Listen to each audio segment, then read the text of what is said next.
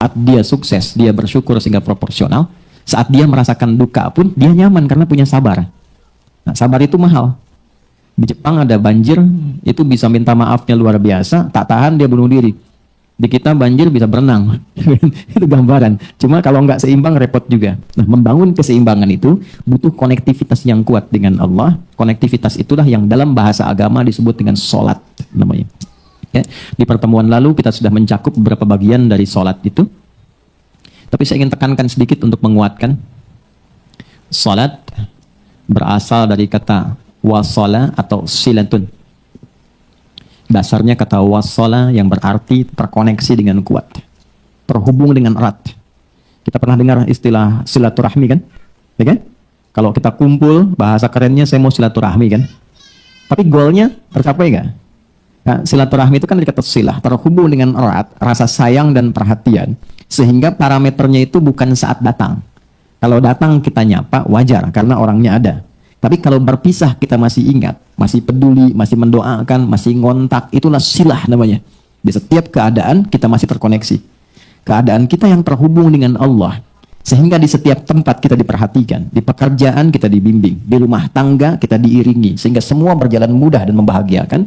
Yang melatih kita untuk terkoneksi sehingga nggak putus dengan Allah, itulah yang disebut dengan sholat. Sehingga goal dari sholat itu adalah membangun konektivitas kita dengan Allah yang kuat. Itu yang dimaksud di Quran surah keempat An-Nisa di ayat 103. فَإِذَا قَضَيْتُمُ الصَّلَاةَ, maka jika Anda telah tuntas mengerjakan sholat, فَذْكُرُوا اللَّهَ. Ukuran keberhasilan sholat Anda itu ketika Anda merasakan konektivitas dengan Allah mulai nyambung. Qiyaman, jalannya ingat Allah. Sehingga kalau orang jalan, bekerja di apapun, saat dia ingat Allah, dia bisa memfungsikan tubuhnya sehingga tidak mengerjakan apa yang Allah tidak sukai. Gak akan mungkin Anda melihat sesuatu yang tidak Allah senangi dalam keadaan yang sama Anda ingat Allah. Gak akan mungkin melangkah pada tempat yang salah saat ingat Allah. Dan itu tidak mudah, karena banyak orang keluar masjid pun setelah selesai sholat, masih tertukar sendal. Padahal kalau dia ingat Allah, gak mungkin itu terjadi. Itu pelajaran dasarnya. Wa qu'udan wa ala junubikum. Baik itu duduk, bahkan sampai berbaring. Ada koneksi. Nah jadi, singkatnya, sholat itu semua gerakannya, semua bacaannya, dari mulai kita bertakbir sampai kita salam, bacaan yang mengiringi, itu bukan sekedar gerakan hampa makna, formalitas kita bergerak dan berakhir, bukan sekedar membaca bacaan yang tidak ada isinya, tapi semua bimbingan bagaimana kita diajarkan langsung oleh Rasulullah bisa mengoneksikan lewat gerakan dan bacaan itu tersambung kepada Allah, sehingga feedbacknya semua apa yang kita bacakan dijawab oleh Allah. Semua gerakan yang kita lakukan ini hakikatnya bimbingan tentang inti kehidupan kita. Jadi di sholat itu ada bacaan, ada gerakan, ada hikmah, ada maknanya semua. Jadi bukan kita takbir begini hampa saja, tidak. Kenapa mesti begini? Kenapa tangan yang kanan menutup yang kiri? Kenapa bacaannya setelah itu ada iftitah, ada al-fatihah? Itu ada maknanya. Dan dahsyatnya, semua profesi-profesi sahabat dan generasi setelahnya yang belajar dengan benar tentang sholat ini, itu semua merubah hidupnya jadi lebih sukses dari apapun yang mereka pilih dalam menjalani hidup. Dan yang paling hebat, itu yang menjadikan Nabi mendapat perintah pertama bukan zakat, bukan haji, bukan umrah, bukan puasa, tapi sholat. Dan perintahnya khusus, spesial, disampaikan dalam peristiwa Isra Mi'raj untuk memberikan pesan begitu tingginya nilai sholat ini untuk kehidupan manusia. Mohon izin maaf bagi teman-teman yang baru bergabung, supaya tidak banyak mengulang, teman-teman bisa cek kembali di pelajaran sebelumnya. Kita kemarin telah selesai di pembahasan iftitah dengan tangan kanan meletakkan di punggung yang kiri, lalu kemudian diletakkan di atas dada seperti ini. Kesimpulannya adalah, saya cepat saja, dari mulai kita bertakbir, kalau ingin terkoneksi dengan Allah, maka fokuskan diri kita untuk tersambung. Buang urusan dunia semua ke belakang. Jangan bawa dalam sholat. Kalau ingin kita tersambung dengan Allah, tepikan yang lain, hadapkan diri kita, pasrahkan. Hanya Allah yang tinggi, yang agung, yang istimewa. Kalimat agung, tinggi, istimewa, itu disebut dengan akbar. Maka kita ucapkan Allahu Akbar. Kita buang semua urusan dunia ke belakang, pasrahkan diri kita, hadirkan sekarang hanya Allah yang agung saja. Itu poinnya. Kenapa problemnya? Tidak sedikit orang sholat itu sulit menemukan kekhusyuan, karena dia bertakbir masih membawa dunia. Dia tidak sholat dengan memahami gerakan takbirnya. Dia jadikan sebagai formalitas. Apakah benar? Secara fikih benar. Gugur kewajiban, dapat pahala sesuai keikhlasan, tapi value dari sholat yang mahal itu nggak dapat. Itu poinnya. Buang semua urusan dunia, Kemudian tambatkan diri kita hanya kepada Allah. Dan uniknya kata Nabi, di fase itulah setan mulai bertugas yang mengganggu kita supaya kita tidak fokus untuk memahami dan melakukan apa yang kita baca dan kita gerakan. Ada setan khusus menggoda orang sholat, namanya khanzab. Nanti ada 9 jenis setan yang detil tugasnya itu berada di sekitaran kita. Mungkin satu kali Mas Baim kita belajar tentang fikih setan. Belum pernah ada kan ya? Anda kalau kesini cuma tahu jalan yang lurus, nggak tahu macetnya, nggak tahu lubangnya, sulit menghindarinya. Kebanyakan orang belajar tentang malaikat, tapi nggak belajar setannya. Sehingga nggak tahu setan apa yang sedang memprovokasi dirinya. Di Quran, malaikat disebutkan 88 kali, setan disebutkan 88 kali. Kalau kita cuma dengar motivasinya, nggak tahu provokasinya, kita nggak tahu bagaimana cara menghindari yang ini. Itu poinnya. Khanzab itu, dia menggoda orang sholat, dimulai dari takbir. Jadi kalau belum takbir, Anda bisa merasa fokus apa saja. Nggak percaya silakan. Sebelum takbir itu bisa siap fokus. Tapi begitu Anda mulai bertakbir, di hadis riwayat Abu Daud, Allahu Akbar, fayaqulu syaitanu. Maka di sini setan mulai tugasnya untuk mengganggu orang supaya nggak dapat nilai-nilai tadi. Maka dia berkata, udhkur kadza. Kamu ingat ini ya, kamu ingat itu ya. Betapa Anda memulai dengan membuang semua urusan dunia. Tapi kalau sudah takbir, itu setan yang install. Masuk sendiri dia. Makanya kalau nggak percaya silakan nanti zuhur tuh ya. Begitu Anda takbir, itu masuk semua. Ingat ini, ingat itu, mobil parkir di mana. Sampai ceramah saya sekarang pun itu akan masuk. Ingat ya, ada setan yang goda. Nah itu setan itu. Itu setan sendiri. Membuat kita itu begitu lupa. Sampai lihat ujung hadisnya. Hatta la yash'ural musalli kam raka'atan yusalli. Sampai nanti akan ditemukan orang sholat. Dia tidak sadar berapa rakaat sedang menunaikan sholatnya. Nah, itu kalau Nabi sampaikan pasti terjadi. Poin. Untuk kita bisa mengatasi itu, poinnya apa? Quran surah ke-29 dulu. Ayat 45. Quran surah 29, Al-Ankabut, ayat 45. Di Islam tuh uniknya begini, istimewanya. Enggak ada satupun ibadah yang hasil kreasi manusia. Semua terukur. Ini dalilnya, alasannya, landasan kita ibadah itu dari Tuhannya ini. Penjelasan contohnya ini dari Nabi. Pakemnya begini, kodifikasi ilmunya seperti ini. Sehingga terjaga sampai kapanpun. Dan tidak ada satupun yang kita kerjakan dalam ibadah, kecuali semua punya landasan yang kuat. Dan hebatnya, diterangkan. Ini caranya, ini bacaannya, ini maksudnya seperti ini hikmahnya. Kenapa Anda begini? Kenapa begitu? Hasilnya apa? Ketika seseorang sedang memulai sholatnya, dari awal dia pengen fokus, tapi ketika dia mulai bertakbir, muncul godaan, maka sebelum sholat ditunaikan, Allah sudah ingatkan, Utlu ma uhya ilaika minal kitab. Utlu, itu dari kata tilawah. Artinya, baca, pahami, amalkan apa yang telah dipahami itu. Jadi sejatinya, sebelum sholat, kata Allah, kalau ingin menikmati sholatnya, ingin tahu value dari sholat, dan dihasilkan seperti orang dulu meraihnya, maka jangan kita terfokus untuk formalitas saja. Yang penting benar bacaan, takbir sampai salam terjaga. Betul, sekali lagi, itu menggugurkan kewajiban, formulasinya selesai, secara fikih tuntas. Tapi hikmah sholat yang tadi itu kita nggak dapat. Maka yang terjadi apa? Baca dulu, tilawah, utslu, baca, pelajari dulu, sebelum sholat. Kemudian pahami, kenapa takbirnya begini. Kita kemarin sudah belajar. Kenapa tangan kanan menutup yang kiri? Apa maksudnya sampai kita diperintahkan sholat? Bagaimana kemudian saat kita baca Al-Fatihah? Kenapa yang dibaca itu? Apa yang jadi bimbingan dari Al-Fatihah untuk kehidupan kita? Kalau sholatnya seperti itu akan merubah hidup kita. Ulang sholat sampaikan demikian. Lalu kerjakan, wa aqimis sholat. Tunaikan sholat seperti aku tadi isyaratkan, kata Allah. Inna sholata tanha 'anil fahsya wal munkar. Maka jika engkau menunaikannya seperti itu, sholat akan merubah hidupmu. Itu kata Allah. Minimal mendorong kita berbuat jadi lebih baik. Jadi bukan sekadar menjadikan kita pribadi baik, tapi semua yang kita kerjakan menjadi lebih baik. Itu sholat. Itu yang bisa merubah seorang Jundub bin Junadah yang dikenal dengan Abu Dzar Al-Ghifari. Itu teman-teman, kenapa Ghifar itu viral? Ghifar itu adalah desa pembegal. Jadi semua sekampung begal semua. Sekampung. Pimpinannya namanya Jundub bin Junadah. Jundub bin Junadah. Singkatnya masuk Islam. Saat masuk Islam, secara singkat saja, Nabi arahkan, diajarin sholat. Betapa sholat merubah hidup beliau jadi lebih baik. Kembali ke kampungnya mengajarkan, singkatnya apa? Madinah heboh dengan kedatangan tapak kaki yang ternyata itu orang-orang Ghifar. Sekampung kurang lebih masuk Islam dan berubah jadi orang baik semua. Merubah hidup mereka. Jundub orang sukses, setelah itu jadi ustadz. Ini mungkin yang menginspirasi judul preman jadi ustadz. Ini tadinya pembegal semua. Sekampung sukses, jadi orang baik, aktivitasnya berubah lebih berkualitas. Untuk memberikan inspirasi ke generasi masa depan bahwa kami dulu pernah begini, dengan sholat kami berubah, kesuksesan kami raih, maka diviralkanlah nama daerahnya, tambahkan al di depannya, ujungnya tutup dengan i. Maka dilekatkan nama bekennya kunyah namanya Abu Dzar Al-Ghifari. Al-Ghifari itu untuk memberikan kesan begini, saya ini dari Ghifar. Itu kampung jelek, desa tempat pembegal, tapi Islam merubah saya menjadi lebih baik. Salat mengarahkan saya punya kualitas hidup yang lebih baik. Itu poinnya.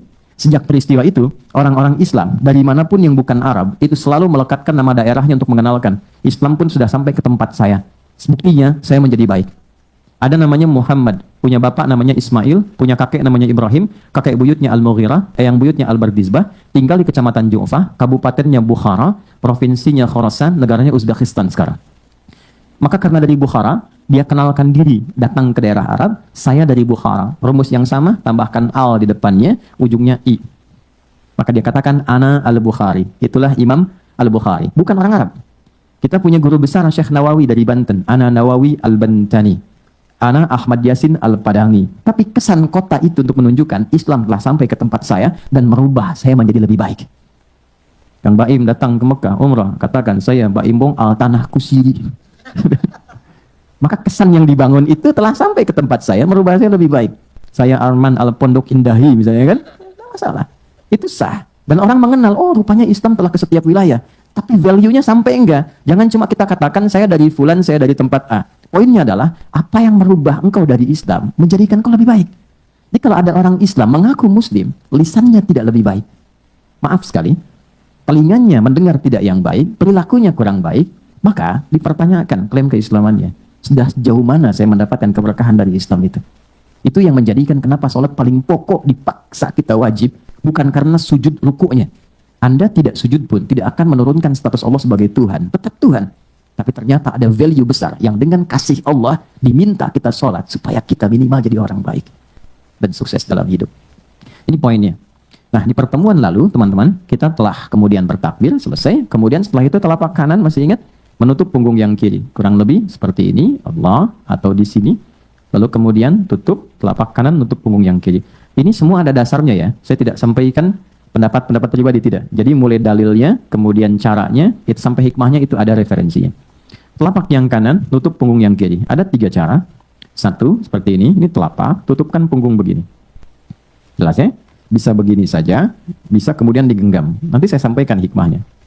Baik, jelas? Oke. Kemudian yang kedua, ada ini, pergelangan, ketemu pergelangan di punggung begini. Oke, baik. Tapi cepat ya. Allah. Tidak ya, jadi langsung saja, sini. Oke. Ketiga, ini telapak, bertemu di sini, side, sampai sini. Jadi bisa di sini sampai sini. Tapi tidak ke sini. Ingat ya, subuh-subuh di puncak misalnya kan, ke sini. Nah, ini tidak sampai sini, cukup sampai sini. Jelas ya? Dan ini ada sindiran singkat tapi tajam dari Nabi. Jangan sholat seperti bersedekap, aukamakala. Jangan seperti orang sombong bersedekap. Maksudnya apa? Dulu kalau orang ngawasin proyek suka begini. Nah, dalam sholat tidak, kita yang menghamba. Makanya begini. Tapi poinnya apa? Ini ada di Quran surah ke-11, ayat 114. Seperti pernah dulu saya sampaikan. Ada orang datang, minta dihukum ke Nabi SAW di era beliau. Kata orang ini, sahabat, ya Rasulullah saya salah. Hukum saya. Minta sama Allah hukum saya di sini. Jadi dia sudah visualisasinya tinggi, membayangkan di akhirat itu lebih berat lagi. Di sini yang tahu cuma saya. Ngadunya selesai. Di akhirat ketika dibuka semua tahu. Siapa di hidayat? Sekarang ditutup saja. Di akhirat bisa dibuka kalau nggak ditobati. Maka orang-orang pada masa itu ingin menyelesaikan di dunia sehingga nggak bawa beban saat pulang. Dia katakan, ya Rasulullah saya berbuat perbuatan salah, hukum saya. Singkatnya, tibalah waktu sholat. Maka apa yang terjadi? Makasih. Maka yang terjadi, kata Nabi, nanti tiba waktu sholat. Begitu sholat, yang turun Quran surah 11, ayat 114. Aqimis salata tarafain nahar wa zulafan minal lail. Innal hasanati yudhibnas sayyiat. Ini indah sekali. Kamu sholat ya, jaga betul 5 waktu itu. Dari mulai pergantian siang sampai ke malam. Hebatnya apa? Gak ada orang sempurna, kata Allah. Bahkan di surat An-Najm lebih tegas lagi. Fala tuzakku anfusakum. Jangan mengklaim diri suci. Nabi dan Rasul saja oleh Allah dikasih sifat maksum, dijaga dari salah. Dijaga. Kita yang bukan Nabi dan Rasul pasti salah. Itu pasti salah. Itulah sebabnya turun dari salah taubat yang mengajarkan kita belajar dari kesalahan supaya lebih baik di kemudian hari. Jadi sepanjang kita merasakan bahwa kita sebagai seorang manusia itu pasti salah. Gak mungkin gak salah. Jelas ya? Ini kalimat ini, mohon maaf ya, simple. Tapi kadang saat itu diuji dan muncul prakteknya, kadang lupa. Dan penyakit lupa itu klasik, suka nggak ingat. Ya kan? Oke, istri menemukan suami salah, ya kan? Tapi nggak mau tahu, yang penting salah kan? Dan perempuan kan luar biasa. Perempuan itu tidak ingin dibenarkan, tapi hanya ingin suami mengaku salah. Itu aja. Ya, ini menarik nih. Tapi poinnya nanti lah, pas bab masuk rumah tangga ada banyak hal yang menarik. Misal begini, saya lompat sedikit ya. Kenapa perempuan disebut mar'ah? Mar'atun, ya kan? Mar'ah begini nih. Dari kata muru'ah, yang berarti, maaf, terhormat, tampil indah, dan punya rasa yang tinggi. Ya, makanya kalau ada seragam, ada tampil, dandan, itu wajar, itu fitrah. Tapi rasa yang tinggi itu yang mahal. Di bahasa Arab itu ada cermin, disebut mir'ah namanya. Orang Arab suka bilang al-mar'atu kal mir'ah, perempuan seperti cermin. Makanya kalau perempuan senang cermin, itu wajar. Mau berangkat ngaca, turun lihat kaca spion, lihat lagi di handphone, itu biasa, nggak apa-apa. Tapi poinnya yang ini, yang ingin disampaikan lewat kata-kata ini. Mas Arman cermin tuh kan? Kalau dilempar tuh pecah. Bisa nggak disambung lagi? Bisa, tapi susah. Bisa, tapi sulit memantulkan bayangan yang sempurna. Itulah perempuan. Kalau dia terlukai, dia bisa memaafkan, tapi sulit melupakan apa yang dialami. Nah, itu ada isyaratnya. Di Quran ada, di hadis ada. Dan seni hidupnya ada. Tapi di balik itu apa yang paling indah? Sepanjang, ini kalimat Quran, kalimat Nabi ya. Kita ambil value-nya. Sepanjang kita sadar, kita ini manusia, maka akan selalu indah didapati ketika pasangan salah. Quran surah 4 ayat 19, kata Allah, jangan marah dulu. Jangan marah. Karena engkau suami, saya titipkan menjadi pasangannya untuk menutupi dan menyempurnakan kekurangan dia. Itulah jodoh. Jadi kalau ada nih Mbak Paula ini kurang, yang bisa nutupi cuma Mas Baim. Itulah sebabnya dipasangkan ke itu, bukan laki-laki lain. Dan bukan perempuan lain. Ketika ada yang kurang di Mas Baim, yang tutupi Mbak Paula, bukan perempuan lain. Itu indahnya. Jadi berbahagialah ketika menemukan pasangan ada yang salah. Karena fungsi kita sebagai suami sedang diaktifkan di situ.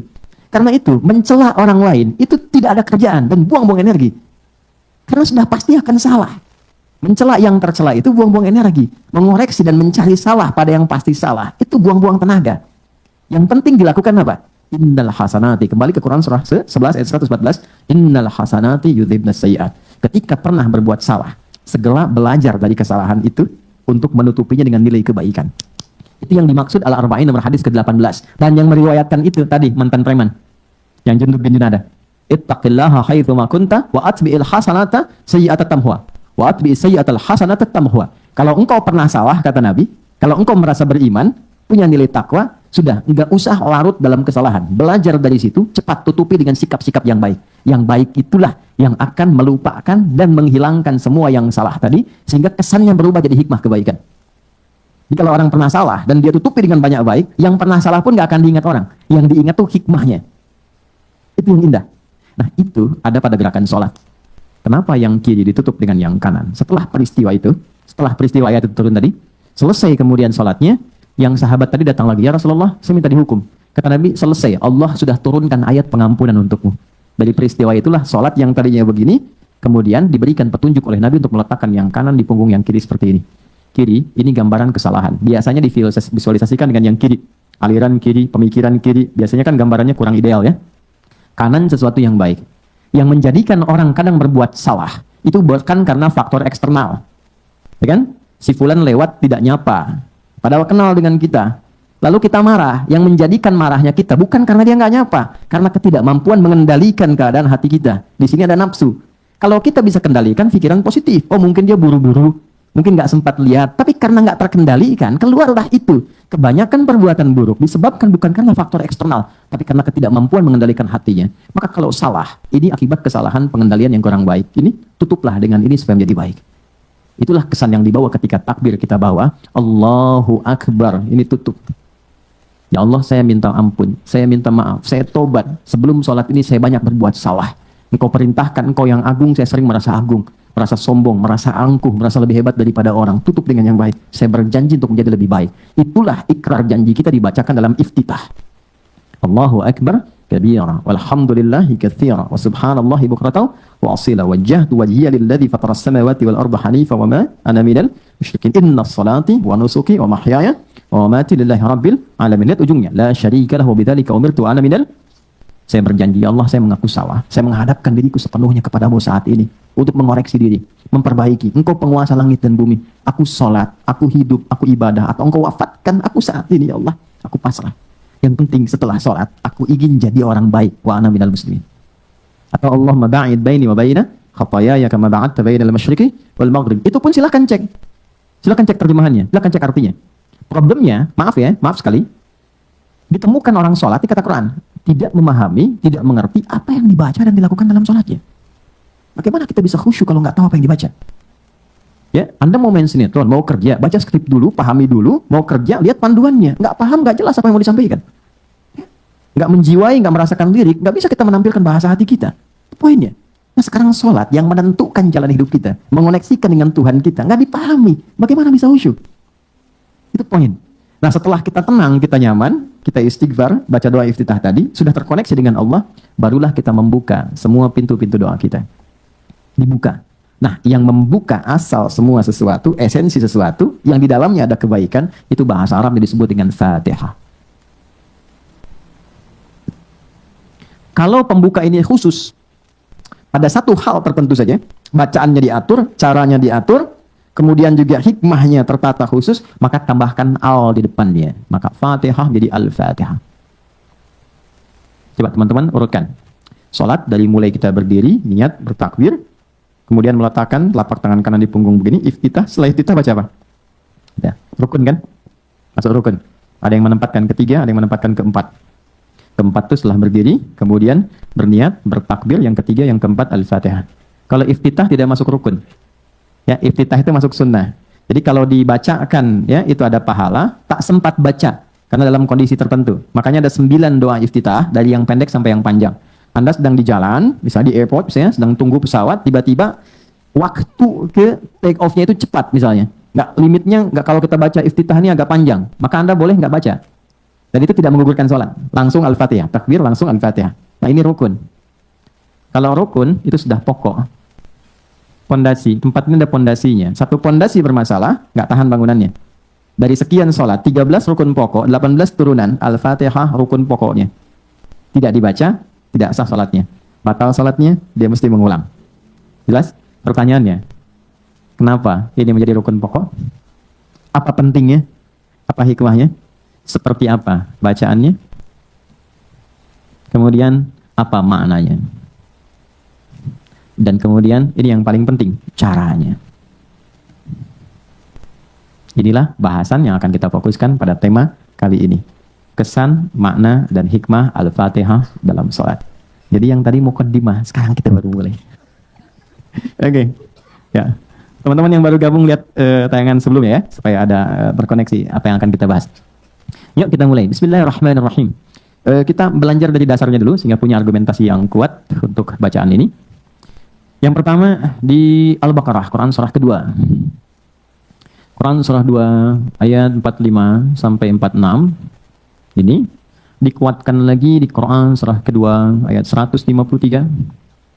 Ini inspirasi tentang Al-Fatihah ini itu nanti terjadi kisah yang sangat panjang sekali, tidak langsung tapi di posisi yang sama. Ada di Quran surah ketiga ayat ke-38 sampai 39, kisah Nabi Zakaria alaihissalam. Sudah? Oke.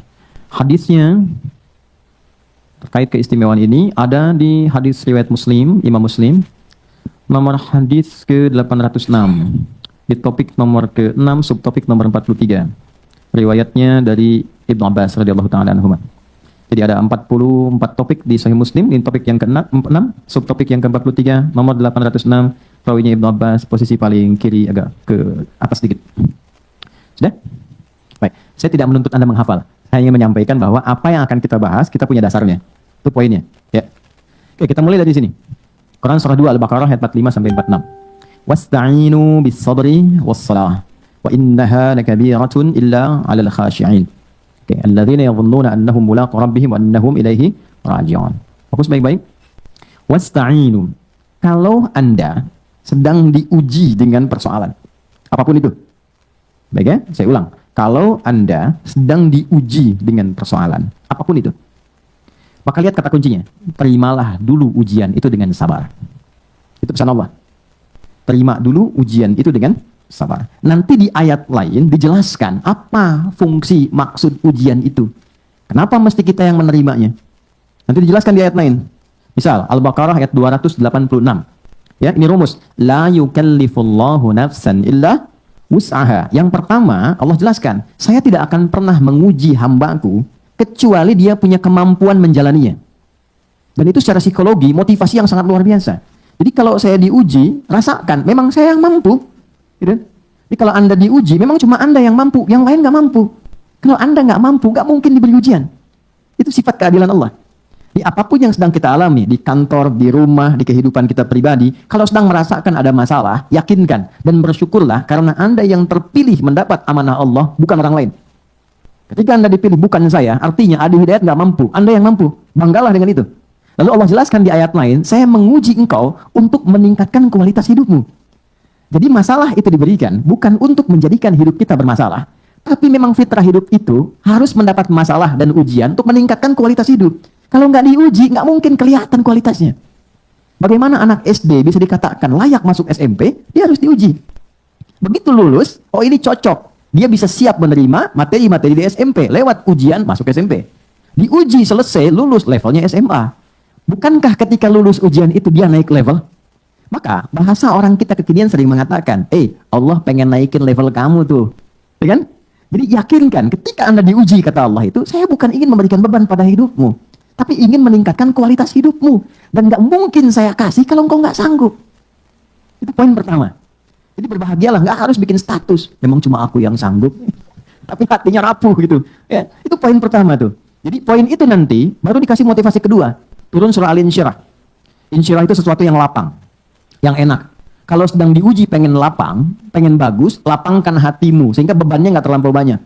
Ada seorang anak muda konsultasi ke orang syekh. Ke seorang syekh, dia tinggal di pinggir danau. Dia berkata, saya punya masalah gini, gitu, rumit saya. Syekhnya nggak banyak cakap. Dia ambil tangannya, kemudian di bawah, lalu disiapkan ada garam, ya dengan satu mangkuk di bawah. Garam semangkuk, dia bawa gelas satu. Duduk di pinggiran danau itu, singkat sekali, dia katakan, ini ambil airnya. Begitu diambil, Syekh ini mengambil segenggam dari mangkuk, dimasukkan ke gelas tadi, yang bercampur dengan air segar, ngambil dari danau. Kocok begini, minum. Mulanya nggak mau. Asin, minum aja dulu. Begitu diminum, baru dimasukkan, dia muntahkan lagi. Kenapa asin? Oh, sekarang begini. Apa yang terjadi? Dilempar semua semangkok ke danau itu. Setelah itu ditunggu, diambil lagi airnya sama minum. Gimana rasanya? Segar. Problemnya bukan di garamnya. Problemnya di hati kamu. Kalau hati kamu itu tidak seluas danau ini, cuman segelas tadi itu, maka sekecil apapun persoalan, itu akan selalu asin dan berat untukmu. Tapi kalau engkau lebarkan hatimu dengan begitu luas, maka masalah berat pun tidak akan pernah memberikan kesan pada jiwamu. Mungkin itu yang menginspirasi saya nonton dulu Hati Seluas Samudra itu ya. Itu kan nggak mudah gitu. Saya hafal saya. Saya itu kalau dulu ada yang acara bagus-bagus, itu memori saya langsung nangkap. Sidul anak sekolahan itu saya sampai hafal tuh. Sampai nomor kendaraannya tuh. Oplet tuh 1053. Silakan cek. Sarah itu Cornelia Agatha itu 2687 ALT. Saya tahu itu. Si Roy yang musuhnya yang botak itu 2007 itu platnya. Anda kalau nggak percaya cek aja, googling cek dulu ya. Kenapa nyambung ke situ ya? Balik sini. Oke. Jadi saya mau katakan sekali lagi, lapangkan dulu. Nah, melapangkan hati sehingga nyaman merasakan sesuatu, itu insyirah namanya. Insyirah. Nah, di surat Al-Insyirah itu yang turun setelah Ad-Duha, itu ada kalimat begini. Inna ma'al usri usra. Fa inna ma'al usri. Gampangnya begini, alam nashrah laka sadra. Hey Adi Hidayat, kan kamu udah hidup sekian puluh tahun. Banyak kesenangan kamu dapatkan. Apakah dengan kamu mendapat masalah sekarang hilang semua kesan-kesenangan yang lalu? Lapangkan hatimu, alam nashrah laka sadra. Bukankah aku sudah berikan hati yang lapang? Kata Allah, bukankah aku sudah berikan hati yang lapang? Kenapa engkau sempitkan? Tuhan sudah melapangkan, kenapa Anda sempitkan? Wa wada'na kawizr alladhi anqadha dhahra. Kalau hatimu engkau lapangkan, beban seberat apapun yang engkau rasakan membebani dirimu, anqadha dhahra itu kayak Anda ngangkat barbel, ya, ke bagian tubuh itu, di pinggul Anda kemudian pikul itu, kan semua bebannya ke kaki ya. Nah itu, kata Allah, kalau hati Anda lapang, masalah yang membuat Anda gelap, sampai sulit berjalan ke kaki pun, itu akan lapang. Caranya bagaimana ya Allah? Inna ma'al usri. Tanamkan, katakan pada dirimu, di balik semua persoalan, pasti ada solusi. Makanya kalau sedang punya masalah, rasakan. Alhamdulillah, Allah mau naikin kualitas hidup saya. Alhamdulillah ya Allah, Engkau pilih saya bukan yang lain. Alhamdulillah ya Allah, pasti selesai. Pasti ada solusinya. Itu secara psikologis kuat. Dan itu kita punya ayatnya, yang pakai itu, Jepang pakai itu, Korea pakai itu. Jadi di psikologi itu gini, kalau ada kita punya tekad mengentaskan sesuatu, ungkapkan. Dituliskan itu setengah, tapi kalau diucapkan makin kuat tekadnya. Dulu tahun 90-an ada Benteng Takeshi itu ya. Masih ingat nggak? Sore 4:30 kan acaranya kan? Itu Benteng Takeshi itu dia mau naklukkan pakai tank kan? Masih ingat nggak pemandunya bilang? Ya, kamu bisa, kamu bisa, kamu bisa. Berkali-kali didoktrin begitu, sampai dia berusaha dan bisa. Dan sekarang Korea praktekkan, setiap anak TK, SD baris, dia harus katakan, lebih dari Nippon, lebih dari Nippon. Harus lebih dari Jepang. Dia tempatkan, ini yang pernah jajah saya, kita harus lebih daripada itu. Maka yang terjadi, Jepang bikin Honda, dia bikin Hyundai. Ya kan? Jepang bikin ini, dia bikin itu. Jepang ke Piala Dunia, dia pun harus masuk. Itu motivasi. Kita tiap hari punya itu. Kamu pasti bisa. Ini pasti selesai. Gak ada masalah yang gak ada solusinya. Tiap hari. Dan menariknya, 17 kali doktrin itu ditanamkan dalam jiwa kita. Dalam sholat. Dalam sholat. Ya. Begitu kita memulai, kalimat Quran gampang. Wasta'inu bis-sabr. Kalau kau punya persoalan, terima dulu. Dengan sabar. Sabar tuh formulasinya 3 tadi. Bukan diam. Sabar tuh 3 hal tadi turunannya. Ini pasti selesai. Tenang. Lewati dengan cara elegan. Lalu apa yang terjadi? Tidak ada satupun masalah, kecuali ada solusi. Dan siapa yang memberikan solusi? Allah. Kita nggak punya kemampuan. Kalau bukan Allah tetapkan, nggak mungkin datang solusi. Maka Allah perintahkan, datang kepadaku lewat sholat. Wasta'inu, lengkapi ayatnya, bis-sabri was-sholah. Datang lewat sholat. Itulah hikmahnya, kenapa sholat 5 kali sehari. Karena nggak ada orang lewat perpindahan waktu yang nggak punya masalah. Nggak ada. Subuh ke zuhur, sebentar lagi zuhur. Apa dikira nggak ada persoalan di sini? Ada. Ini wajah tenang begini, kadang senyum. Mungkin problemnya belum selesai. Itu kan? Saya pun demikian. Kita semua sama. Setiap kita pasti punya masalah. Karena di balik itu ada kualitas hidup kita. Maka Allah tidak ingin membiarkan masalah itu larut sehingga sampai terbawa dalam tidur. Maka apa yang dilakukan? Bawa dalam sholat. Jadi diperintahkan kita sholat itu untuk mengurai semua persoalan itu semua sehingga nyaman, tenang, dan muncul solusi. Itu poinnya. Maka lanjutkan ayatnya, wasta'inu bis-sabri was-shalah. Itulah kenapa kita datang, sholat, kita minta, kita doa. Isinya doa semua untuk mengoneksikan. Dan menariknya, kalau belum yakin, imannya dipertanyakan. Turunlah Quran surah kedua ayat 153. Ini redaksinya sama dengan yang ini, tapi ditekankan dengan iman di depannya. Ya ayyuhalladzina amanu ista'inu bis-sabri was-shalah. Apa kamu nggak yakin? Katanya kamu beriman. Ya, dipanggil semua level iman. Dekat, menengah, jauh. 361 kali disebutkan di Quran. Kamu mau merasa iman lemah, iman menengah, iman kuat, tapi kan kamu beriman. Kalau kamu beriman, siapapun engkau. Pakai alladzina, 1080 kali disebutkan di Quran. Alladzina itu mencakup semua. Lintas gender, mau laki-laki, perempuan, besar, kecil, tua, muda. Sepanjang kau beriman. Kamu harus yakin, kata Allah. Aku perintahkan sholat, sifatnya memaksa. Untuk apa? Meningkatkan kualitas hidup, mengurai bebanmu. Kalau kamu nggak pengen, itu pilihan kamu, terserah. Kan? Kalau nggak paksa. Tapi dengan rahmannya, Allah bertanggung jawab dengan sifat rahman dan rahimnya, memastikan hambanya itu mendapat bagian keadilannya. Panggil. Nah, dalam sholat inilah diberikan kepada kita anugerah untuk membuka dan mengurai semua hal yang kita rasakan sulit. Itulah yang menjadikan semua nabi, rasul, bahkan semua sholat. Anda boleh cek. Ya, kita ambil di Quran saja misalnya. Nabi Musa, ketika kesulitan sholat. Ada sholat di Quran surah 20 Thaha ayat ke-14. Innani anallahu la ilaha illa ana fa'budni wa aqimis salata li dzikri. Musa salat. Nabi Isa, Yesus Mesias itu salat. Quran surah 19 Maryam ayat 31 sampai 33. Wa awsani bis shalah wa ja'alani mubarakan aina ma kuntu wa awsani bis shalah. Allah perintahkan aku salat. Nabi Ismail, kakek buyutnya Nabi yang ke-29. Itu salat, bahkan minta semua keluarganya salat. Direkam sempurna di Quran surah ke-19 ayat ke-55. Wa kana ya'muru ahlahu bis shalah. Jadi kalau kita mau urutkan, apalagi sampai ke Nabi Muhammad SAW, sampai ke Nabi Adam, semua sholat teman-teman. Muhammad SAW bin Abdullah, bin Abdul Muttalib, bin Hashim, bin Abdul Manaf, bin Qusay, bin Murrah, bin Kilab, bin Ka'ab, bin Ghalib, bin Fihir, bin Manik, bin Nadar, bin Kinana, bin Khuzaimah, bin Mudrikah, bin Ilyas, bin Nizar, bin Mudar, bin Ma'ad, bin Adnan, bin Addi, bin Adri, bin Muqawwam, bin Nahur, bin Tarikh, bin Ya'rub, bin Yasjub, bin Nabit, bin Ismail AS, bin Ibrahim AS, bin Azar, bin Nahur, bin Abir, bin Kinan, bin Rafahsyad, bin Sam, bin Nuh AS, bin Mikhlail, Matushalah, bin Kinan, bin Anwas, bin Fis, bin Adam AS. Coba ulangi. Sholat. Nah, Nabi sholat, terus kita yang bukan Nabi nggak sholat. Aneh kan? Nah, apa yang didapatkan ketika terkoneksi itu? Bagaimana diurainya? Sebelum Allah ngasih ini, diceritakan dulu kisah ini. Nabi Zakaria berumah tangga. Istrinya namanya Eliasobat, atau kita kenal dengan Elizabeth. Ya, itu Elizabeth itu namanya ke istrinya Nabi Zakaria. Punya sepupu nanti namanya Imran. Elizabeth itu punya saudari, adik kakak dengan Hannah, istrinya Imran. Ini masih sepupuan. Singkatnya begini, nanti dari Imran dengan Hannah menurunkan Maryam, Bunda Maria, dari Bunda Maria, Maria menurunkan Isa alaihissalam. Sisi lain, Zakaria itu punya kehidupan rumah tangga yang unik. Setelah berumah tangga cukup lama, mohon maaf, fisik sudah semakin juga letih, rambut sudah memutih, tapi secara medis istrinya divonis monofus dan mandul. Mohon maaf, jadi klinis mengatakan nggak mungkin punya keturunan. Apa yang terjadi? Ini tanda pertama ya. Ini tanda pertama. Tapi harus yakin. Kalau ada manusia mengatakan ini nggak mungkin, itu tanda dari Allah supaya kita dipaksa langsung terkoneksi dengan Allah dan mengabaikan semua pendapat manusia. Kalau ada yang mengatakan pada Anda ini nggak bisa nih, pekerjaan ini nggak mungkin, sulit nih, itu langsung tanda dari Allah. Tinggalkan opini manusia karena Allah ingin memberi anugerah Anda langsung tanpa perantara. Maka lakukan sholat. Maka Zakaria alaihissalam sholat di mihrabnya Maryam. Direkam sempurna di Quran surah 3 Ali Imran di ayat ke-38 sampai 39. Hunalika da'a Zakaria rabbah. Di mihrab itulah Nabi Zakaria sholat minta kepada Allah, berdoa. Qala rabbi habli min ladunka dzurriyyatan thayyibah innaka sami'ud du'a. Beliau berkata, ya Allah, semua mengatakan istriku tak akan punya keturunan. Dia memvonis, mereka memvonis ini enggak mungkin, mustahil. Maka aku memohon saja kepadamu yang tidak punya batas dalam pemberian. Sifat Allah yang memberi tanpa batas disebut Wahhab. Cara memintanya hab. Makanya 99 nama itu bukan hafalan, tapi semua nama Allah terkait dengan anugerah untuk kita dalam mengentaskan masalah. Masalahnya rezeki, sebut ya Allah ya Razzaq. Masalahnya ilmu, ya Allah ya Alim. Ingin solusi, ya Allah ya Al-Fattah. Ini pengen pemberian yang tanpa batas, ya Allah ya Wahhab.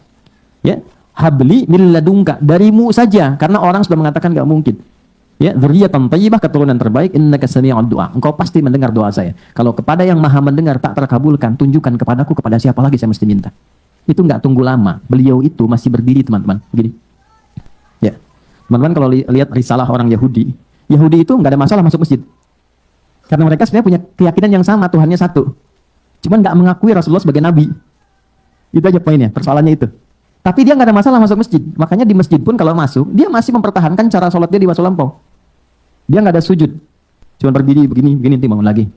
Gitu ya. Nah itu nasabnya ada. Tapi problemnya, tetap ketika Nabi Muhammad itu diutus, itu penyempurna. Semua mesti ikut. Karena menyempurnakan, ini ditolak. Itulah sebabnya, padahal yang mengharapkan Nabi Muhammad lahir itu dulu yang minta orang Yahudi. Kita ada di Al-Baqarah, di ayat yang ke-89. Itu mereka berharap. Tapi ketika dikirimkan, mereka pengennya dari genealogi mereka. Ini garisnya harus dari Ishak. Ternyata datangnya dari garis Nabi Ismail. Maka karena iri dan tidak punya keinginan untuk menerima, ditolaklah itu. Itu problemnya. Tapi yang mau saya katakan, dari dulu diajarkan tentang sholat. Nabi Zakaria itu masih berdiri minta. Doa tadi itu saat berdiri. Dan dalam keadaan sholat. Begitu dahsyatnya sholat. Begitu selesai doanya, belum selesai sholatnya, turun jawaban. Ayat 39-nya. Fanadathul malaikatu wa huwa qa'imun yusalli fil mihrab. Maka, belum selesai sholatnya, baru selesai doanya, turun malaikat. Sedangkan Zakaria itu masih berdiri dalam sholatnya. Annallaha yubashshiruka bi Yahya. Allah kasih kabar gembira kata malaikat, engkau akan punya keturunan namanya langsung dari Allah Yahya. Yang kata orang mustahil lahir dari rahim seorang perempuan yang divonis menopause dan mandul, kata Allah enggak ada yang mustahil bagiku. Jadi dan hidup dia. Yahya itu hidup artinya. Jadi dan hidup. Kapan terjadi? Saat berdiri dalam sholat. Jadi sholat itu penting, mengurai persoalan, mengabulkan doa, dan berkahnya kita menjadi umat Nabi Muhammad. Dahsyat nabinya, istimewa, ibadahnya luar biasa. Kalau Nabi Zakaria berdoa langsung dikabul, kita umat Nabi Muhammad belum sholat, sudah Allah tunggu mau minta apa. Dan sejak berdiri. Makanya nggak ada satupun sahabat ingin mengerjakan sesuatu, kecuali ketika mereka sholat, dapat jawaban. Imam Al-Bukhari tadi, nulis Sahih Al-Bukhari, 7.000 hadis kurang lebih. 97 topik, itu ditulisnya. Setiap nulis satu, sholat dulu. Ditulis di Masjidil Haram di Mekah, selesai di Masjid Nabawi, selama 16 tahun. Setiap mau nulis, sholat 2 rakaat, baru nulis. Sholat, baru nulis. Dan ulama-ulama hebat kita, Al-Kindi, Al-Farabi, Al-Ghazali, Al-Khawarizmi, Al-Battani, itu rata-rata sholatnya itu luar biasa. Yang saya mau katakan, tadi kan baik-baik, ini poinnya. Apa anugerah bagi umat Nabi Muhammad? Teman-teman, Nabi Zakaria tadi dikabulkan dalam sholatnya posisinya apa? Berdiri. Kita dipanggil oleh Allah sejak masih berdiri, datang, diminta, kamu punya masalah? Terima dengan sabar. Lalu datang sholat kepadaku. Wasta'inu, kalimatnya. Wasta'inu. Terimalah dulu masalah, terus minta kepadaku, minta. Kalau kita ingin rubah, ya Allah, kami minta sekarang kepadamu. Engkau perintahkan kami ibadah, sholat, kami lakukan. Dan sekarang kami minta. Kami minta itu rubah katanya dari kata perintah jadi bentuk permohonan. Jadi nasta'in. Jadi itu perintah Allah, ini jawaban kita. Nasta'in. Nasta'in. Nasta'inu. Kalau kita katakan, ya Allah engkau perintahkan, sekarang kami minta kepadamu. Hanya kepadamu. Seperti engkau perintahkan. Maka tambahkan kata iyyaka di depannya. Iyyaka nasta'in. Allah minta kan? salat ibadah kepadaku. Lalu kita katakan kami ingin ibadah ya Allah, kami menyembahmu. Maka robah kalimat yang menjadi na'bud dan tambahkan iyyaka di depannya. Iyyaka na'budu wa iyyaka nas. Saya tanya, kita membaca itu enggak dalam salat? Aja kan? Dalam ruku atau sujud? Dalam berdiri. Bukan ruku dan sujud, dalam berdiri. Dan itu dibaca dalam Al-Fatihah. Tahukah Anda apa hadis tentang ini? Silahkan cek. Kita akan temukan hadis sahih dari sahabat Abu Hurairah. Lihat kalimatnya, lihat baik-baik. Idza qala al-'abdu, kalau seorang hamba salat, itu bukan kalimat hampa yang dia bacakan. Begitu dia mengucapkan alhamdulillahi rabbil alamin, qala Allahu azza wa jalla, ternyata kalimat kita langsung dijawab oleh Allah. Hamadani 'abdi, hambaku sedang memujiku. Wa idza qala al-'abdu ar-rahmanir rahim, kalau hambaku berkata ar-rahmanir rahim, qala Allahu azza wa jalla, Allah menjawab hambaku sedang memujiku. Asna 'alayya 'abdi. Ketika hamba berkata maliki yaumiddin, Allah menjawab majjadani 'abdi, hambaku sedang mengagungkanku. Perhatikan kalimatnya. Ini kuncinya. Wa idza qala al-'abdu iyyaka na'budu wa iyyaka nasta'in. Kalau hambaku benar salatnya dari mulai takbir sampai ke kalimat ini, iyyaka na'budu wa iyyaka nasta'in. Lihat kalimatnya. Hadza baini wa baina 'abdi. Ini perjanjian aku dengan hambaku. Wali 'abdi ma sa'al. Apapun yang hambaku minta sekarang untuk mengurai hajatnya, sepanjang itu maslahat untuknya, aku kabulkan saat ini juga. Itu Al-Fatihah. Jadi ini dahsyat teman-teman. Bukan formalitas. Makanya Al-Fatihah itu dibikin gampang sekali untuk umat Islam. Mau orang Arab, yang non-Arab, ini paling gampang. Ini. Karena saat diminta baca, itu bukan sekedar formalitas rukun sholat, bukan. Di balik itu ada anugerah yang besar. Dan dahsyatnya ini hanya diberikan pada umatnya Nabi Muhammad SAW, tidak pada yang lain. Keterangannya ada di hadis Muslim, nomor hadis 806. Rawinya Ibnu Abbas, subtopik nomor 43, topik nomor 6. Singkatnya, kata Nabi, aku tiba mendengar suara terbuka, pintu terbuka dari langit, turunlah malaikat Jibril. Singkatnya mengatakan, Muhammad, kau diberikan 2 cahaya yang tidak diberikan pada nabi-nabi sebelum kamu. 2 cahaya itu adalah 2 ayat terakhir surah Al-Baqarah, ayat 285 dan 286, serta Al-Fatihah. Belum selesai hadisnya. Tidaklah dibacakan setiap hurufnya, kecuali setiap hajat umatmu itu akan dikabul. Setiap permintaanmu akan dikabulkan. Ini yang menjadikan Al-Fatihah sering kita bacakan, baik dalam sholat ataupun di luar sholat. Sekarang kita terkoneksi dengan Allah, minta di hadapannya. Yang dibacakan perintah Allah, jalurnya lewat Nabi, janji Allahnya sudah pasti. Problemnya, kenapa yang kita minta kadang belum terkabul? Harusnya otomatis. Nah inilah, di sini kemudian titik kita belajar. Boleh jadi cara membaca kita tidak seperti cara baca orang dulu. Orang sakit dibacain Al-Fatihah sekali sembuh. Kan masih ingat seorang kepala suku tersengat kalajengking? Kalajengking Arab loh. Tersengat, terus diobatin, nggak dapat, malah sekarat. Dia tanya pada rombongan sahabat, adakah yang bisa menyembuhkan? Mereka mengatakan Allah yang menyembuhkan. Tapi kami bisa mencoba. Begitu dipanggil, dibacakan Al-Fatihah. Sekali baca. Sekali baca. Dengan izin Allah, sembuh. Bukan karena bacaan, bukan karena dia memulih, tidak. Tapi ketertautan koneksinya dengan Allah itu begitu tinggi. Dibacakan, sembuh. Dikasih hadiah kambing banyak. Dibawa ke Nabi. Ingat, mental sahabat tuh. Mereka takut tuh gratifikasi. Itu betul, itu ada dalam babnya tuh. Takut. Dibawa ke Nabi untuk laporan. Ya Rasulullah, terjadi begini tadi, kami dikasih kambing. Halal enggak katanya? Halal enggak? Takutnya disangka jualan ayat dapat sesuatu gitu kan. Itu kesannya dalam sekali. Makanya di Quran, seperti saya, kami, para pengajar itu, nggak boleh kita orientasi materi. Walan tamnun tastaksir. Guru yang baik itu bukan guru yang ketika datang meminta tarif. Itu Quran. Makanya saya tanyakan Mas Dimas dan kawan-kawan. Dari sejak saya ngajar, saya larang Anda memberikan apapun. Saya menjaga spirit ayat itu. Jangan pernah, motivasi nanti hilang. Ya, dari mana Allah berikan sisi lain. Tapi yang paling menarik adalah, begitu dikasihkan, Nabi pertanyaannya, dari mana kamu tahu keistimewaan surat itu yang bisa dipakai maruqyah? Artinya, kalau ada yang nggak sanggup lagi secara medis, kan mintanya kepada Allah. Tahu dari mana jalurnya pakai surat itu? Nabi pertanyaan retoris sebetulnya. Dan mereka pahamnya yang baru diajarkan itu. Ya udah, nggak ada yang lain, pakai aja itu. Ya, kalau yang diajarkan Qul Huwallah, mungkin mereka baca Al-Ikhlas kan? Ini Nabi ketawa, yuk kita makan sama-sama. Dinikmati. Tapi poin besarnya adalah, ketika Allah menginginkan semua persoalan terurai, pintunya dibuka dari mulai dunia sampai dengan ke surga, sampai kebaikannya, maka dalam bahasa Arab disebut dengan Al-Fatihah. Itulah sebabnya cara baca kita masih diperbaiki. Kita mesti memaknai apa yang kita bacakan, dan di titik inilah kita belajar tentang bagaimana menghadirkan Al-Fatihah dengan cara yang benar saat sholat. Bisa dipahami? Oke, ini mukadimah kedua. Sekarang kita masuk kepada inti pelajaran cara baca Al-Fatihah. Kita masih ada waktu? Oke. Saya berhenti di 20 menitan sehingga kita punya sekitar 30 menit untuk diskusi ya. Teman-teman kita mulai. Al-Fatihah ada 7 ayat. Saya ulang ya. Ada 7 ayat. Supaya kita keluar dari perdebatan, simpel aja. Kita bacakan dari Bismillahirrahmanirrahim sampai waladhdallin. Jelas? Bismillahirrahmanirrahim. Alhamdulillahirabbil alamin. Ar-Rahmanir-Rahim. Maliki yaumiddin. Iyyaka na'budu wa iyyaka nasta'in. Ihdinas siratal mustaqim. Siratal ladzina an'amta 'alaihim ghairil maghdubi 'alaihim waladdallin. Jelas? Oke, 7 ini. Saya mulai dari bacaannya dulu. Baik ya? Kita mulai dari ayat pertama. Kita ambil keberkahannya yang baik. Teman-teman boleh ikuti supaya setidaknya kita pernah membacakan itu di tempat ini. Dan mudah-mudahan jadi saksi kebaikan untuk kita semua. Bismillahirrahmanirrahim. Oke. Saya notis satu saja. Baca Quran itu tidak dituntut irama. Yang penting benar bacanya. Tapi nanti mu'jizatnya, setiap kita itu seakan punya kode identitas sendiri. Jadi kalau kita sudah paham cara bacanya, nanti setiap orang punya irama sendiri yang khas untuk dirinya. Itu yang membedakan Quran dengan irama-irama musik. Ya, musik ada notasi kan?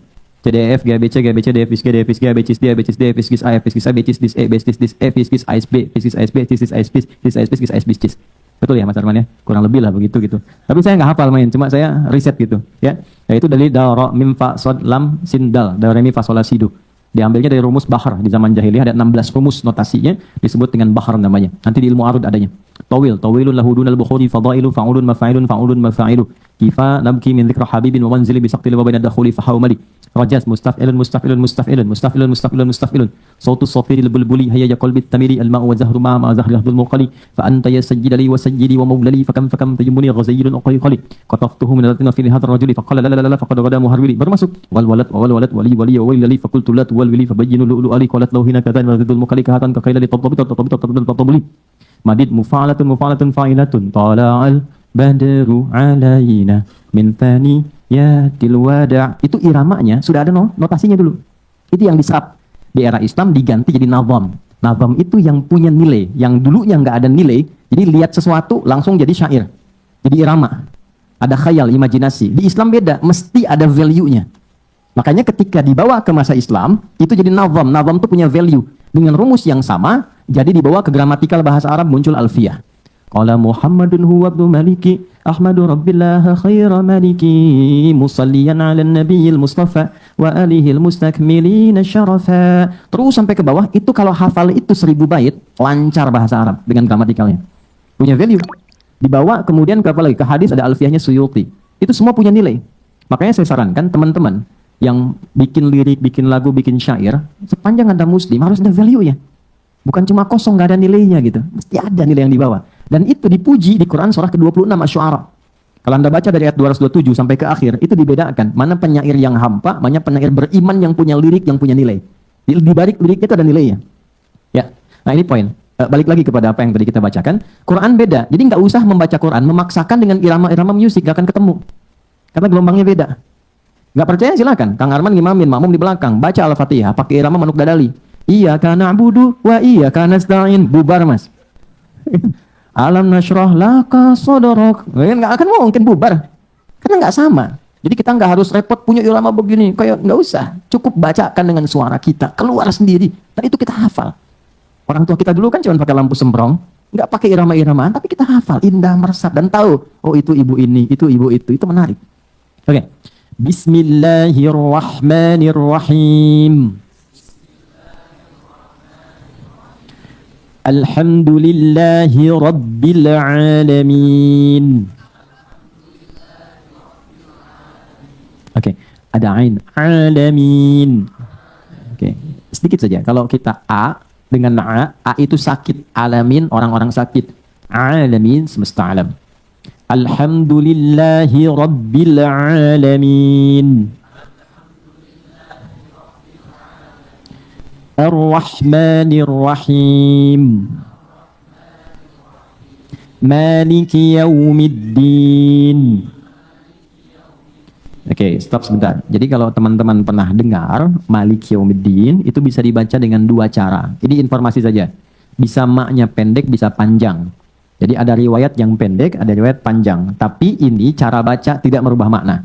Karena orang Arab dulu punya karakter. Ada yang kalau biasa baca ini, dia biasa begitu bacanya. Bukan cuma di Quran, dia ada dialek. Jadi kalau dipaksa-paksa pun sampai kiamat kurang 2 hari, itu sulit. Nah, Quran datang mengakomodir supaya bisa mudah dibaca, tapi tidak merubah makna. Jadi bisa pendek, Maliki Yaumiddin. Bisa panjang, Maliki Yaumiddin. Nah, kita baca yang panjang saja, yang biasa dari Hafiz dari Asim. Saya ulang, Maliki Yaumiddin. Iyyaka na'budu wa iyyaka nasta'in. Bukan iya, tapi iya. Iyyaka na'budu wa iyyaka nasta'in.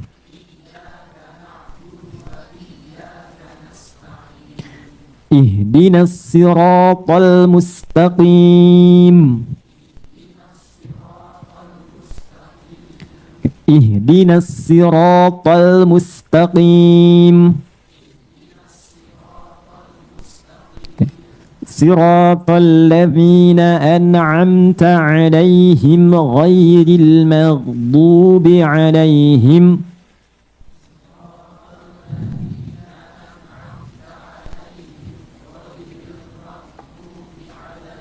Oke, itu kalau mau dipotong. Bagusnya sampai situ. Karena nanti suka ada yang baca begini. Siratal ladzina an'amta 'alaihim. Ada yang suka kan? Ghairil maghdubi 'alaihim waladdallin. Bagus bacaannya. Cuma secara wakaf kalau mau tepat itu ada saja namanya. Jadi im ketemu him. Berhentinya lebih bagus dan secara nahu gramatikal lebih benar. Siratal ladzina an'amta 'alaihim ghairil maghdubi 'alaihim. Mau berhenti. Kalau kita nafasnya cukup panjang, disatukan bagus. Siratal ladzina an'amta 'alaihim ghairil maghdubi 'alaihim waladdallin. Oke, sekarang kita satukan dulu. Siratal ladzina an'amta 'alaihim ghairil maghdubi 'alaihim waladdallin. Amin. Baik. Yuk, itu bacaannya. Nanti teman-teman bisa putar lagi, bisa ulang, bisa lihat. Yang ingin saya ajarkan yang mahalnya. Ini. Mana tadi ya? Maknanya. Semoga Allah ampuni dosa-dosa kita nih. Yuk kita mulai. Kalau kita ingin dibuka oleh Allah, ini tolong fokus karena ini yang paling penting ya. Semua sifat-sifat kebaikan, pintu-pintu kemuliaan yang merubah kehidupan kita. Maka yang pertama, pahami Al-Fatihah, pembuka segala kebaikan. 1. Bismillahirrahmanirrahim. Saya agak cepat. Mas Baim rata-rata berapa ya kita kalau ngaji hadir? Mas Dimas? 20-an ya? Saya pernah kirim mushaf nggak ya? Mas Dimas mana kelihatan? Ada? Pernah kirim mushaf nggak? Belum ya?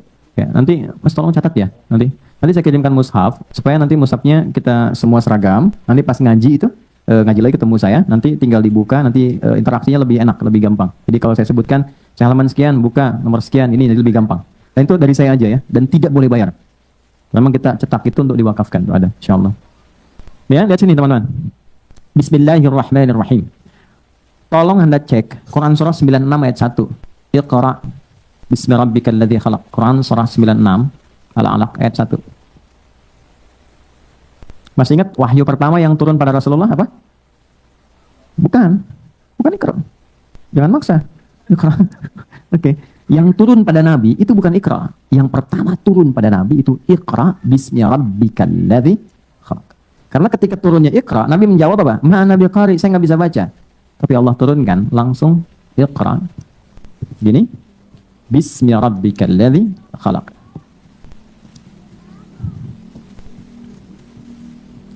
Oke? Tenang. Lihat sini. Mohon izin ya, biarin aja Mas. Ya. Enggak apa-apa. Kita udah punya koneksi. Peci saya udah dipakai sama Kiano, ini ada masalah. Ya. Anak kecil itu dengan dunianya, saya senang anak kecil. Biarin aja, nggak apa-apa. Dan jangan Anda merasa sulit. Nggak ada masalah. Saya malah senang, saya nyaman. Dulu ada pengajian di Bekasi. Kita tiap pekan. Itu ada anak bola balik, bapaknya resah. Ditarik sama bapaknya. Saya bilang, Pak, biarkan aja. Cara belajarnya begitu. Kalau saya resah itu kalau bapak yang bolak-balik. Anak biarin aja. Justru saya akan buktikan pada Anda, anak itu bisa lebih kuat 2 kali belajar dari orang tua. Saya tanya, sayang, saya bilang, tanya kan? Coba apa yang Ustaz tadi bilang? Dia ulangi dari awal sampai ke titik saya berhenti tadi. Nah, itulah saya bilang, sudah, biarkan saja dengan dunianya. Balik. Tapi anak itu mengerti, dan dia keluar, dia bermain, dan dia belajar. Ya, dan kita balik sini. Iqra bismi rabbikal ladzi khalaq. Teman-teman mohon sabar, karena saya akan mengurai Al-Fatihah. Itu agak sedikit detil, setiap ayatnya. Jadi mungkin kita punya beberapa edisi ke depan untuk membahas. Kita mulai dari yang pertama, begini cara bacanya. Saya akan mulai ke wahyu pertama dulu. Singkatnya, Nabi nggak pernah sekolah, nggak pernah belajar, nggak punya guru, dan nggak pernah bikin syair. Supaya tidak dituduh di kemudian hari bahwa Quran rekayasa Nabi Muhammad SAW. Sifat semua itu disebut ummi.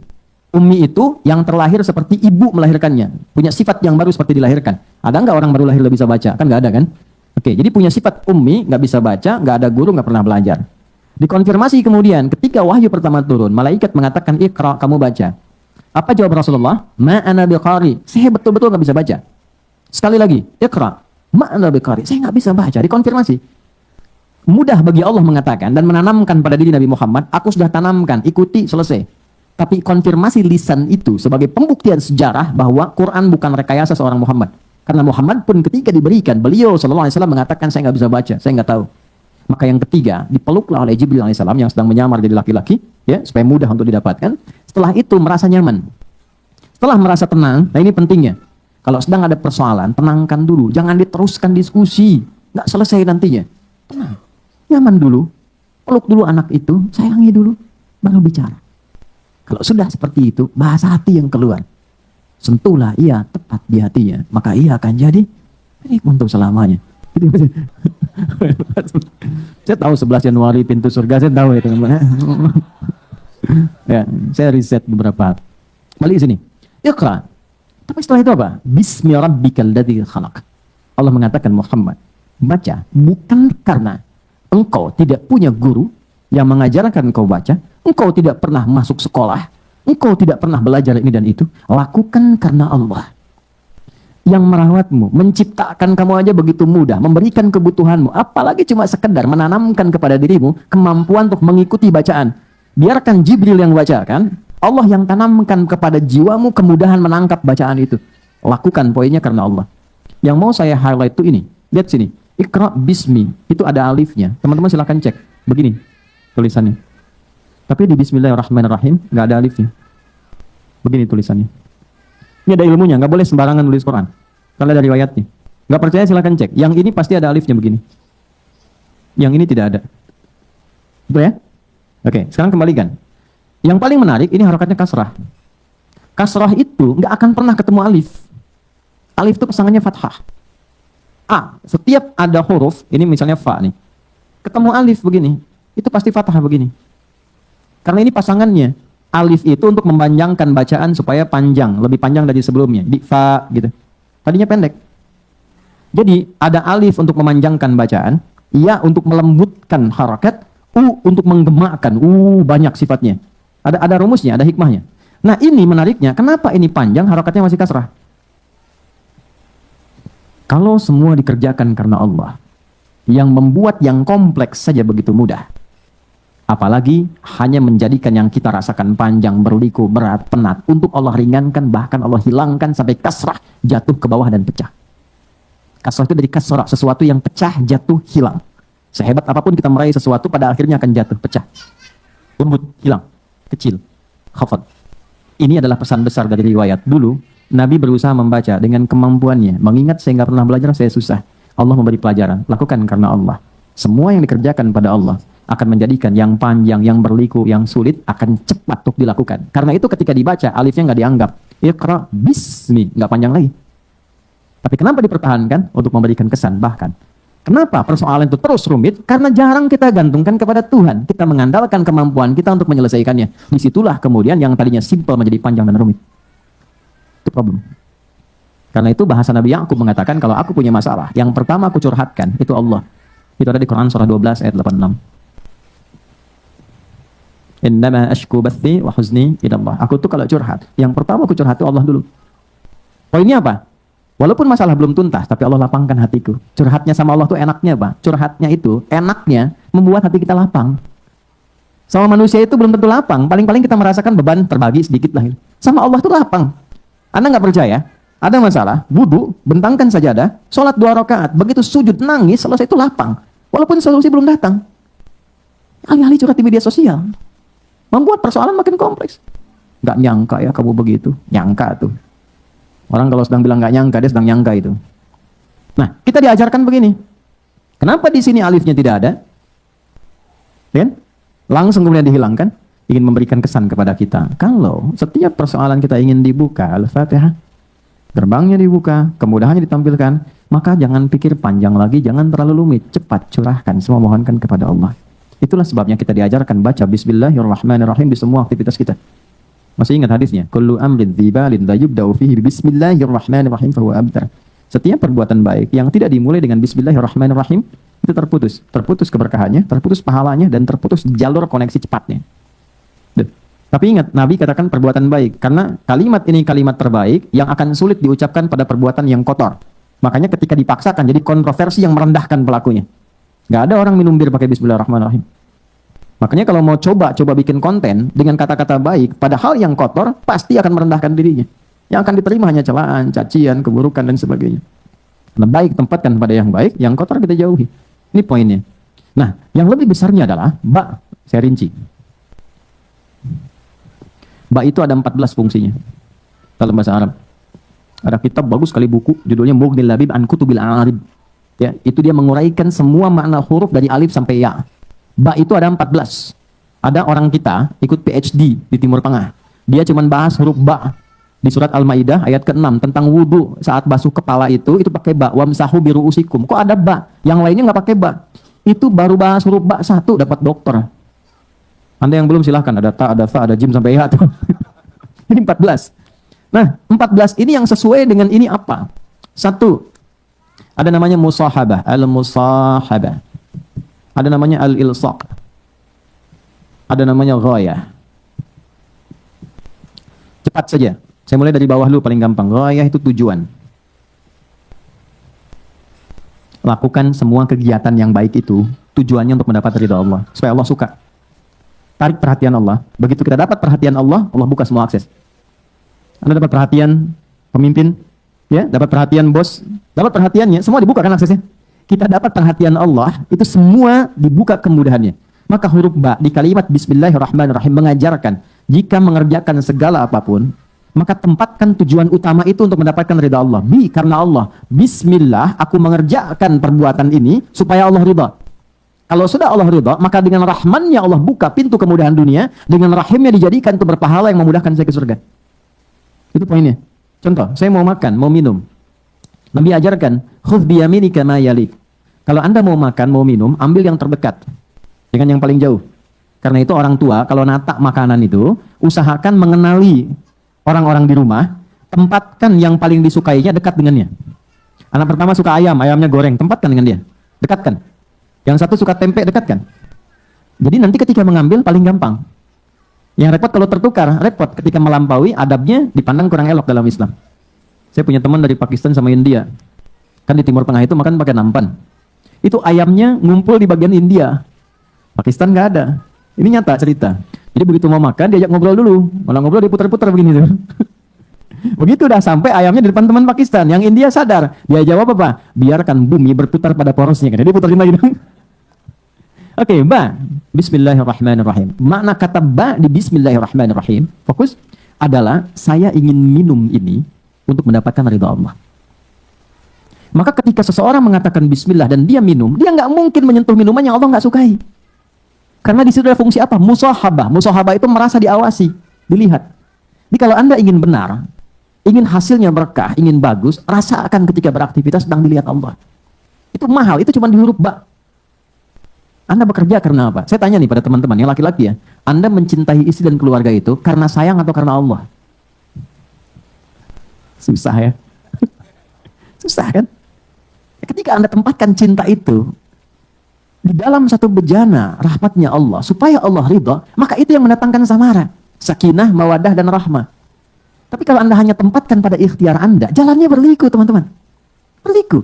Makanya samara di Quran dibukanya pakai ayat.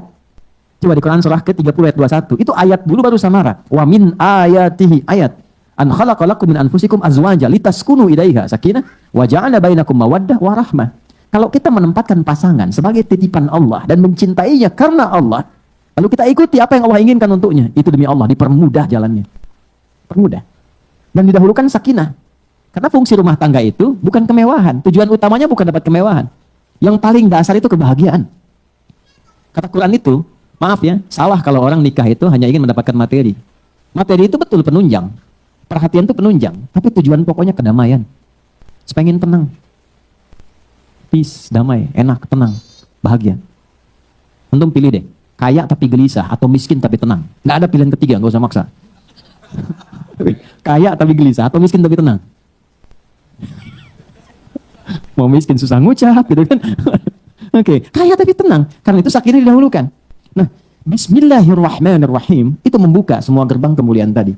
Maka dari itu, orang-orang yang lekat dengan ini, nggak mungkin dia baca Bismillahirrahmanirrahim 17 kali melakukan maksiat, nggak mungkin. Kalau benar macanya. Makanya ketika mengucapkan huruf ba, Bismillah, rasakan kita diawasi Allah. Itu poinnya.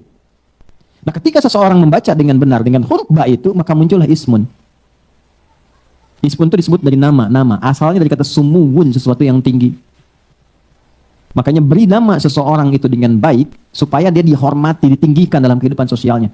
Wasmun wa fi'lun thumma harfun lil kalim. Wahiduhu kalimatun wal qawlu am wa kalimatun biha kalamun qad yu'am. Ada 3 hal manusia dinilai dalam kehidupannya. Satu dengan namanya. Beri nama yang bagus supaya dia terhormat. Ya, Anda boleh punya hobi, tapi lihat hobinya itu ketika diberikan dengan nama kepada anak, mengangkat martabatnya enggak? Jangan sampai ketika hobi Anda A diberikan kepada anak, jadi dibully. Cari yang terbaik, itu ismun. Ditinggikan, tinggi itu sumu. Ketika Anda mendekatkan segala kegiatan karena Allah, tujuannya lillah, dan merasa diawasi oleh Allah, Anda mendapat tempat tinggi di hadapan Allah. Karena itu dilekatkan dengan kalimat Allah, Bismillah. Lakukan karena Allah, tujuannya karena Allah, maka Allah tinggikan Anda sebelum Anda mendapatkan dan melakukan apa yang sedang Anda kerjakan. Maka dibukalah dengan itu Rahman Allah. Ini yang menjadikan kata Rahman dan Rahim sepaket turun. Ar-Rahman, Rahim. Rahman, sifat kasih Allah yang luas untuk kehidupan dunia khususnya. Semua diberi. Jadi kalau sudah paham Bismillahirrahmanirrahim, akses dunia itu gampang. Ya. Rahim, itu kasih Allah yang diberikan bagi hambanya yang lulus ujian dunia saat pulang ke akhirat. Ya. Pintu surga itu ini nih, rahimnya Allah. Dunia, rahmannya Allah. Dan itu mesti seimbang. Allah paling nggak suka ada orang ngejar akhirat lupa dunia, karena risalah kita di dunia. Dan Allah lebih nggak suka ada orang larut dalam dunia nggak ingat akhirat. Maka itu mesti ada keseimbangan porsinya. Itu yang sering kita katakan sapu jagat. Dunia akhirat seimbang. Ya, Rabbana atina fid dunya hasanah wa fil akhirati hasanah. Keseimbangan itu waqina. Itu di Quran surah kedua di ayat ke-201 paling kanan sebelah bawah di mushaf. Wa minhum may yaqulu rabbana atina fid dunya hasanah fil akhirati hasanah wa qina adzabannar. Nah, saya mau tutup. Saat teman-teman saya, Anda kita baca Al-Fatihah dalam sholat, rasanya begini enggak? Benar enggak karena Allah kerjanya? Benar enggak merawat keluarga itu karena Allah? Benar enggak menyayangi anak karena Allah? Kalau betul-betul karena Allah bukan karena cinta, dilihat enggak sholat dia? Kenal Allah enggak? Anak belajar apa? Dikenalkan Allah enggak? Kan dihisab sebagai orang tua. Pasangan udah dekat, kenal nggak sama Allah? Udah dekat belum? Dekat tuh relatif, minimal kenal. Sehingga dengan kenal itu terjaga.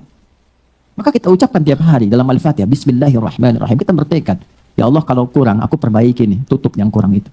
Aku berjanji, setelah ini akan lebih baik. Pekerjaan lebih benar, lebih engkau ridai, lebih mendekatkan dengan dirimu, membuat aku lebih terukur sampai pulang kepadamu. Itu poinnya. Kalau kesadaran itu tiba, begitu Anda sampai pada kalimat iyyaka na'budu wa iyyaka nasta'in, itu langsung jawaban turun. Hadza baini wa baina 'abdi wa li 'abdi mas'al. Ini perjanjian antara hambaku dengan aku. Kalau komitmen dia benar sampai tadi itu, aku kabulkan apapun yang dia minta sekarang. Itu caranya, teman-teman. Baca gampang. Baca gampang sekali. 19 huruf, setiap hurufnya 10 kebaikan, dapat selesai. Pahala dapat, tuntas tugas. Tapi poinnya dapat nggak? Value-nya terasa nggak? Jadi gitu. Nah, kita baru Bismillahirrahmanirrahim. Untuk sampai ke iyyaka na'budu masih ada alhamdulillahirabbil alamin, masih ada arrahmanirrahim, masih ada maliki yaumiddin. Itu tapak-tapak jalannya. Saya tidak ingin buru-buru, saya menginginkan ini dulu selesai. Kalau kita sudah paham ini, baru kita akan dievaluasi oleh Allah. Allah mengevaluasi kita dengan kalimat alhamdulillahirabbil alamin. Ketika kita sadar kenapa akhirnya ini diulang arrahmanirrahim. Ya, nggak ada pengulangan di Quran. Kenapa ini muncul lagi? Karena ada dampak kesadaran di ayat yang kedua, alhamdulillah alamin. Barulah kita agungkan Allah setelah sadar, Allah Maha Agung, Maha Besar. Disitulah turun kalimat iyyaka na'budu wa iyyaka nasta'in. Nanti alhamdulillah sampai ke Maliki Yaumiddin kita akan kaji kembali di sesi berikutnya. Sekarang kita punya waktu barangkali untuk berdiskusi, ada kisaran 20 menit ke depan sebelum zuhur. Saya perkenankan. Kalau tidak ada, nanti saya mungkin teruskan supaya ke depan kita bisa naik pada step berikutnya. Oke. Ada pertanyaan? Silakan. Atau saya tanya dulu, jelas uraiannya? Paham? Oke, kalau paham maka berlaku hukum surah Al-Maidah. Ayat 91 itu. Ya ayyuhalladzina amanu. Ini ayat khusus untuk orang beriman saja. Hei orang-orang yang telah menyatakan beriman, la tas'alu an asya'in tublakum tasukum. Kalau uraian sudah jelas disampaikan, sudah paham, maka jangan banyak ditanyakan. Sehingga pertanyaan itu akan membuat yang jelas semakin tidak jelas nantinya. Kalau Anda merasa beriman. Oke, saya tanya. Kita beriman? Oke, jelas tadi paparan saya. Adakah pertanyaan?